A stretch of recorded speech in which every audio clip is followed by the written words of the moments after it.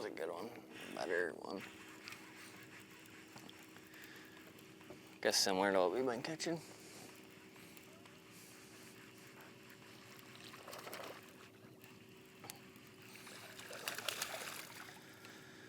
Little chunky guy. What we're doing here is just a super simple tactic. I mean, it's nothing more than a weight, a leader system, and a simple hook with a plastic. But it's one of those things where it's covering water. You know, right now we're in a situation where the bite is a little tough. We had a pretty good bug hatch here. But so one thing that's really, important to do is try to cover water. I mean, a lot of times, especially walleye fishing, they're super interested in a lot of things that they can follow for a while. And walleyes are often orientated into live bait fish just because for that particular reason.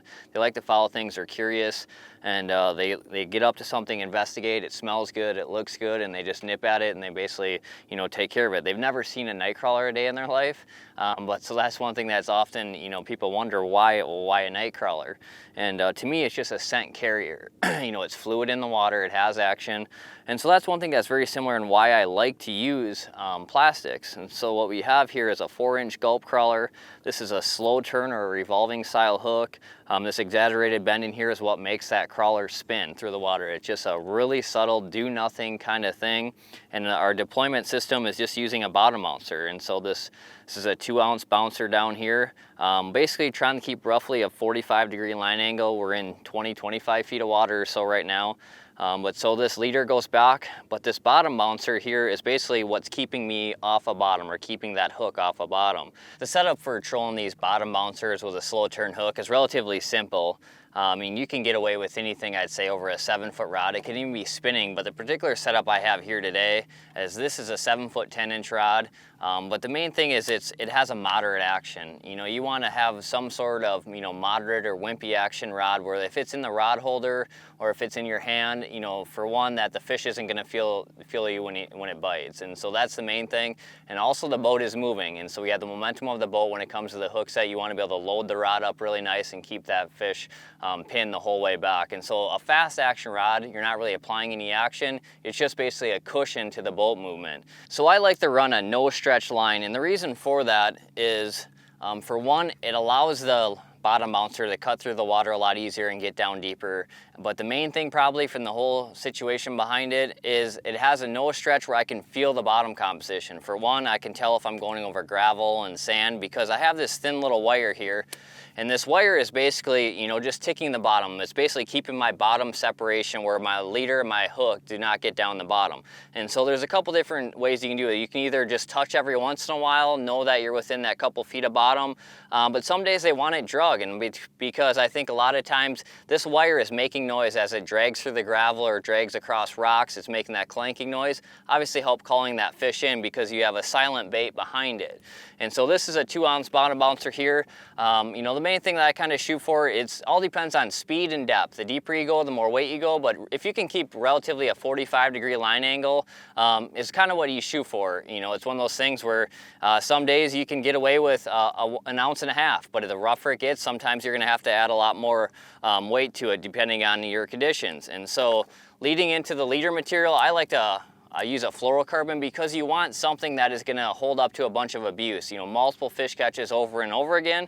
And so I use 15-pound trilene 100% fluorocarbon for my leader material. And on this particular one here, 4 foot is plenty. I mean, we're not dealing with super clear water at all. It's relatively stained, so 4 foot I believe is plenty. It keeps it close enough to the weight that fish are curious and come in on that. They obviously are gonna see this trailing behind. Sliding back to the hook here, this is a Berkeley Fusion 19 slow turn hook, and what really sets this hook apart is the bait keeper that is on here. And this has a little keeper up here, which is really important when you're using live bait, but even more so when using plastics, because the last thing you want on these revolving hooks is your bait or your plastic to slide down because it's going to eliminate the spin and it's just basically going to drag back there. And that has been always one of the annoying things when using a regular slow turn hook that doesn't have anything up here, is that if you have a short bite or you miss one or you kind of get snagged up a little bit, you almost always had to reel it in and check it. So this keeper here is very helps you with efficiency and very user friendly. But going into the rigging, one thing that's important, I believe, and to not overlook, is a lot of times For, you know, any other tactic, just straight rigging, make sure everything is as straight as possible is what you're shooting for. But a lot of times with this slow turn hook, you're actually shooting for a little bit of the opposite. I want to thread it on there. I mean, it can be overly far because it can slide up the line. This 4-inch crawler here is about 3/4 of the way up the worm, as long as I get over that keeper. But a lot of times I want to keep that exaggerated bend right here. I don't want it perfectly straight up and down, because what this is also going to do is it's going to help basically this crawler spin. It's going to help it spin at slower speeds, but it just makes everything, especially the bigger the bait, the longer it gets, it's going to make everything spin a lot easier and especially slower. If I can rig it straight, it's going to spin, but it's going to take a little bit more speed. So if you keep that tail hung down at about a 45, it just makes everything easier and you can slow down as much as you want. One thing that has made, you know, this technique in general, or any trolling application, a lot easier is the use of, you know, electric steered trolling motors. You know, I have simply, you know, the remote in my hand here, but I can control my speed. I can set it on autopilot, where I can, you know, man a few rods here. Just missed one there, but I can man the rods, but also really stay in the depth that I want. Anytime I can control the boat from the front versus the back of the boat, I can steer a lot better. I can maintain the course that I want. Obviously, it gets a little more tough when you start to deal with waves and you know, basically a following sea where you're trying to keep your speed a little bit slower. You know, that 1.5 miles an hour is one of those things where it could be 2 miles an hour on any given day based on conditions. But maintaining at least 1 mile an hour is probably the key. But it's so easy nowadays with basically steering with the front of the boat.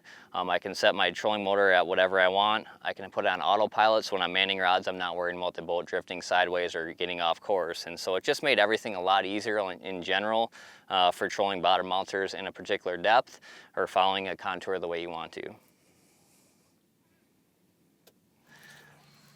So one thing about doing this bottom bouncing or trolling, I mean, it's a really efficient way to cover water and obviously put multiple fish in the boat at the same time.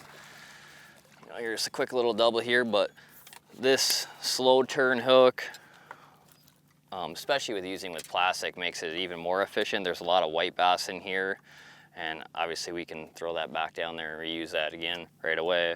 But it doesn't matter if it's Dakotas, like we're on Devil's Lake here today, I mean the Missouri River system, any reservoirs for that matter. I mean, this is a staple when it comes to putting fish in the boat. You can either run a slow turn hook just standard by itself, or, you know, at times it seems like adding a little blade in front of it, a few beads for a little color, especially in those dirtier water situations.